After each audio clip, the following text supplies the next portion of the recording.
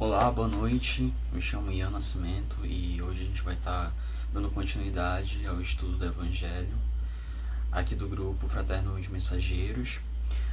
Hoje o tema é do capítulo 19, A Fé Transporta Montanhas. Então vou começar com a oração, como é de praxe, a prece inicial. Vamos todos fechar os olhos e levar o nosso pensamento ao Senhor Jesus Cristo e agradecer a Ele e dizer assim: obrigado, Senhor, por mais esse dia, por mais oportunidade de estarmos todos aqui reunidos, por mais que virtualmente, mas nossos corações se unem com o mesmo propósito de aprender e de nos melhorarmos cada dia mais e melhorarmos um pouquinho mais o mundo em que estamos encarnados.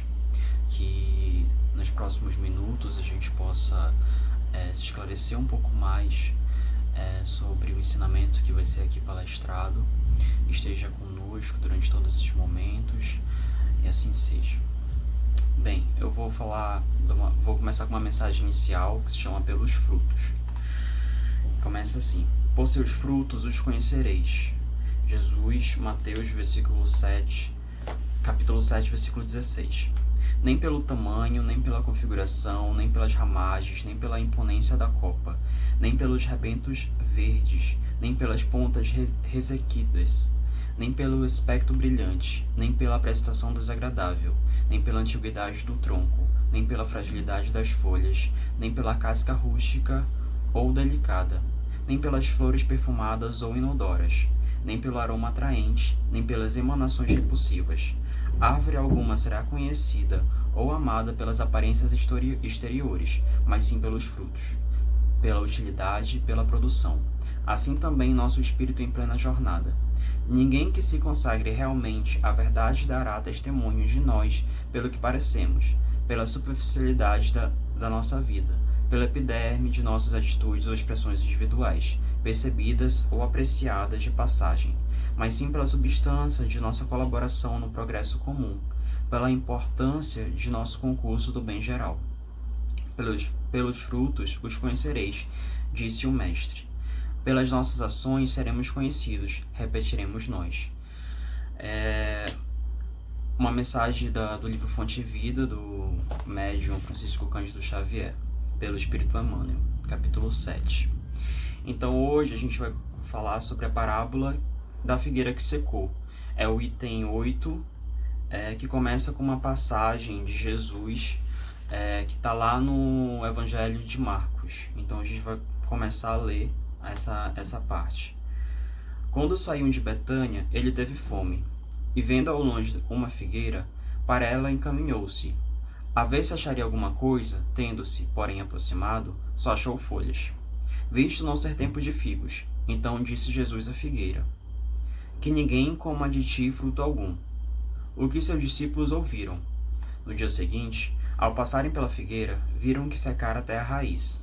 Pedro, lembrando-se do que dissera Jesus, disse: Mestre, olha como secou a figueira que tu amaldiçoaste.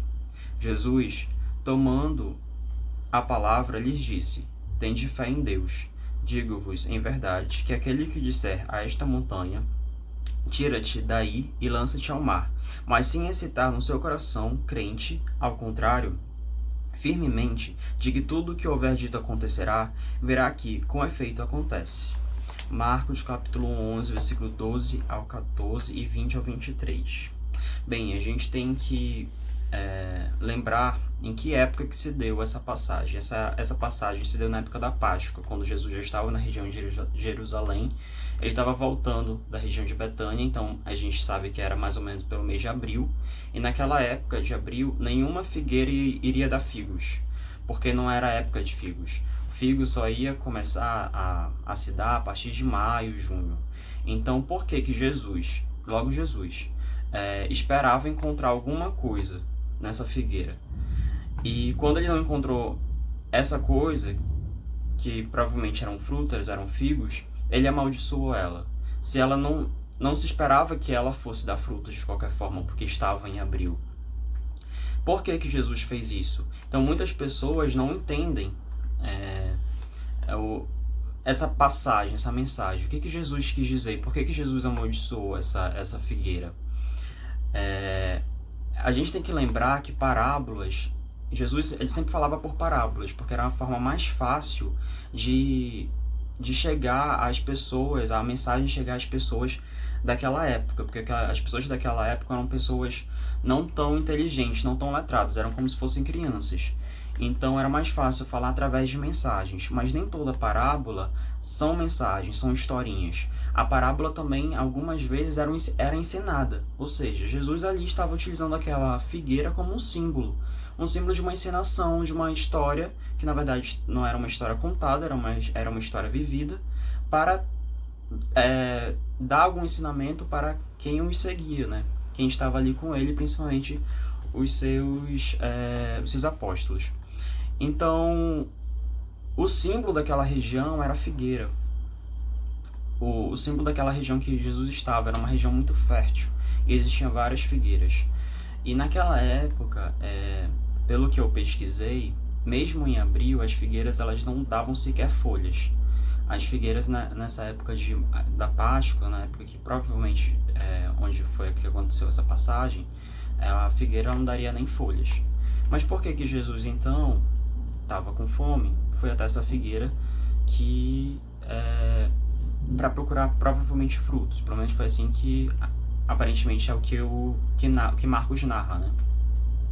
Porque justamente chamou a atenção de Jesus, porque aquela figueira já estava dando folhas, então provavelmente poderia ter uma possibilidade, já que aquela figueira era prodígia, digamos assim, porque ela já estava dando folhas numa época que não era para dar folhas, talvez ela já desse frutos. Mas chegando lá, Jesus procurou e não achou frutos. Então, talvez fosse a forma dele, talvez não, foi a forma dele dar ensinamentos.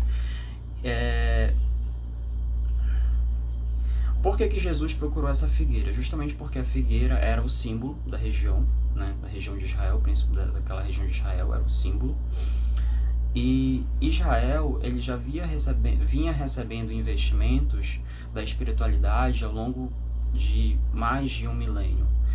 Vários missionários reencarnaram naquela região, trazendo ensinamentos, trazendo novas profecias para adiantar aquela região.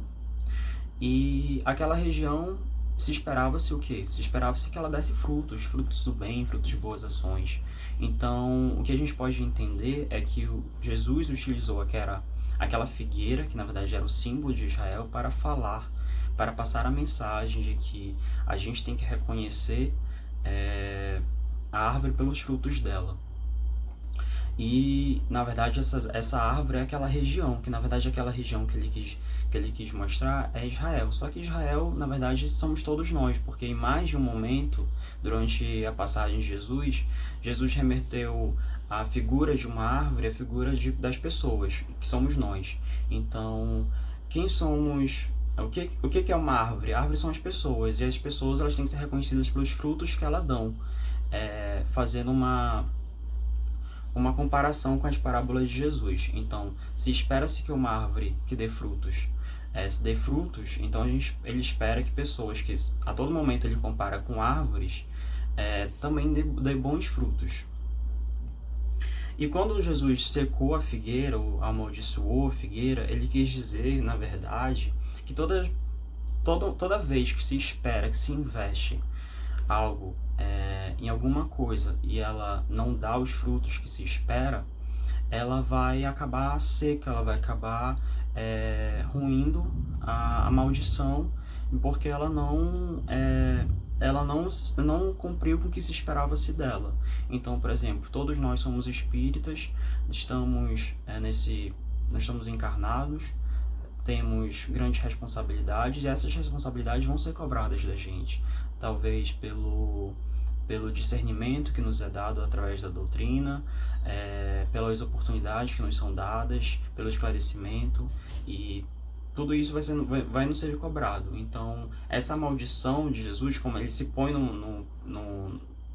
ele se põe numa posição de julgamento, de poder amaldiçoar, de poder punir.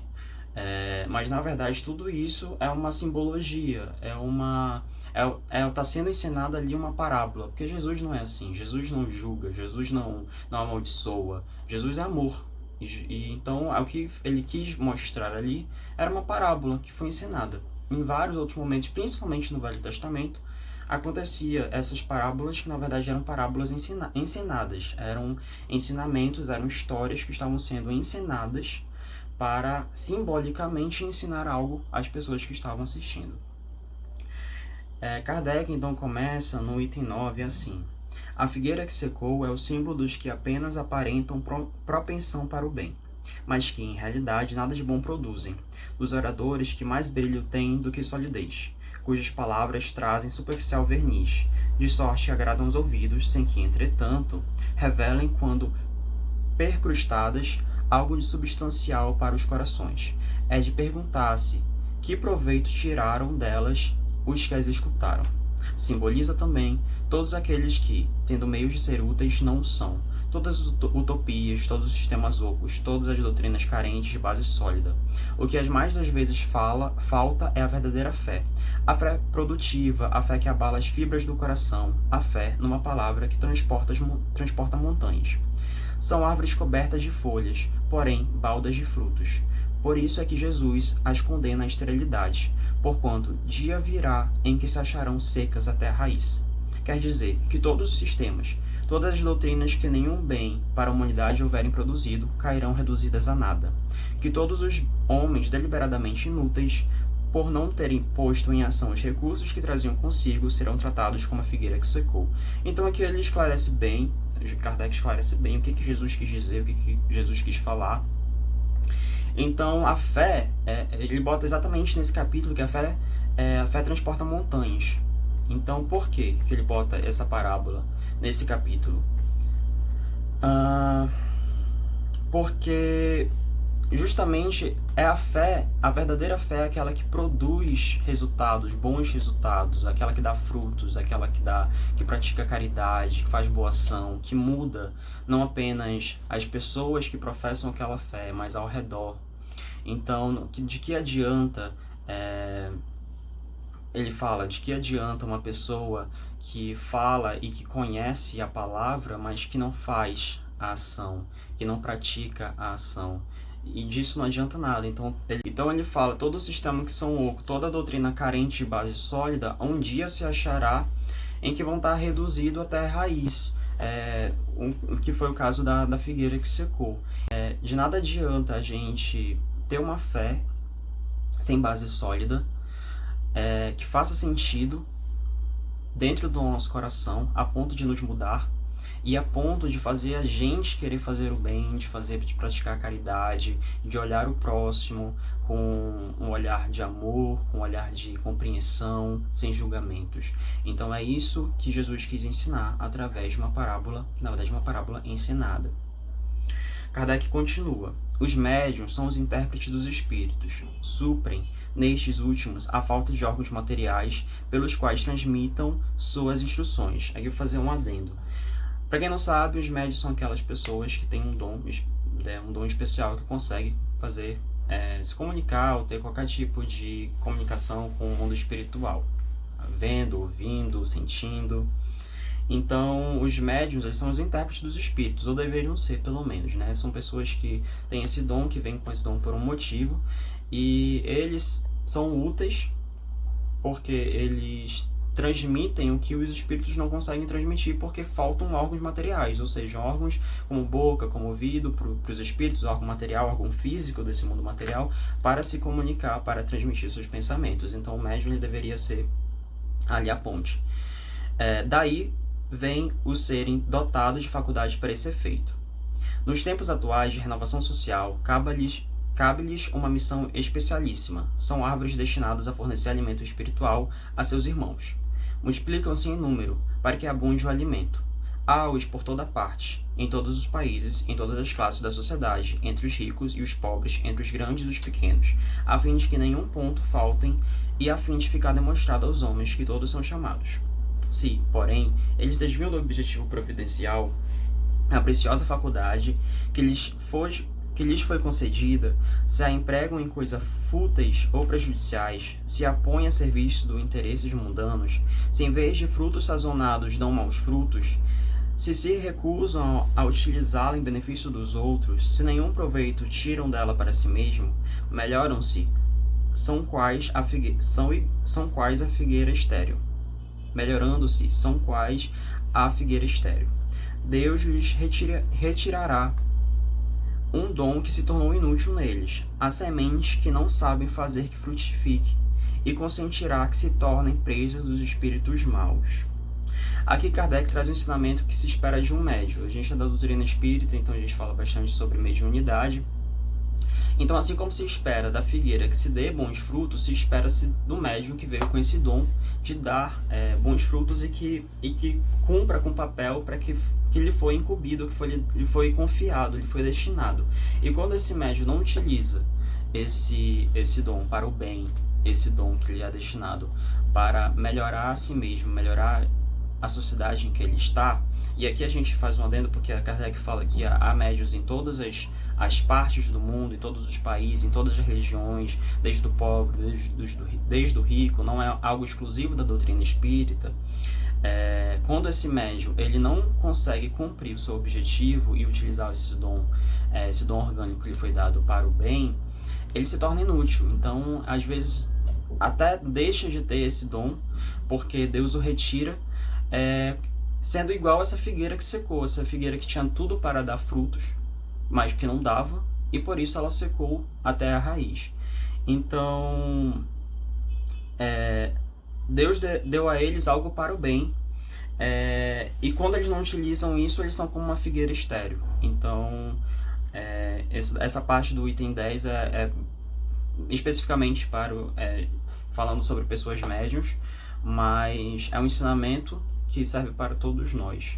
Todos nós temos capacidade de realizar o bem, de fazer o bem, de ter uma fé que dá frutos dentro das nossas condições, como espíritos que ainda estamos em um estágio evolutivo meio inferior, mas que a gente tem que tentar todos os dias sermos pessoas melhores, fazermos ações melhores, porque senão a gente vai se tornar que nem uma figueira estéril, uma figueira que não dá frutos. Não adianta nada a gente estar indo para a doutrina espírita, para o centro espírita ou para uma igreja, professar a fé, entender o que Jesus quis dizer se a gente não pratica. Então, isso é uma religião, seria uma fé sem base sólida e uma fé que com o tempo iria cair, como Jesus amaldiçoou a figueira e a figueira morreu e secou até a raiz. Então é isso, espero que tenha esclarecido alguma coisa. Vamos então terminar com a prece de encerramento. Vamos dizer assim: obrigado, Senhor Jesus Cristo, por mais ensinamento, que possamos refletir no restante da noite, possamos internalizar tudo que nos foi proposto e tudo que nos foi esclarecido aqui, e possa nos iluminar a nossa vida, a nossa existência ao longo dos nossos passos e das nossas construções aqui na Terra, para que possamos ser cada dia melhores, lutar contra os nossos próprios defeitos, contra as nossas próprias tendências ruins, que possamos dar bons frutos, que possamos ser pessoas boas e edificar não só a nossa alma, mas edificar a vida de quem nos envolve, de quem está em torno da gente, que possamos ser uma figueira que dê frutos. Muito obrigado por tudo, esteja sempre conosco. Abençoe todas as pessoas que estão nesse momento precisando de carinho, de amor, de alimentos. Assim seja.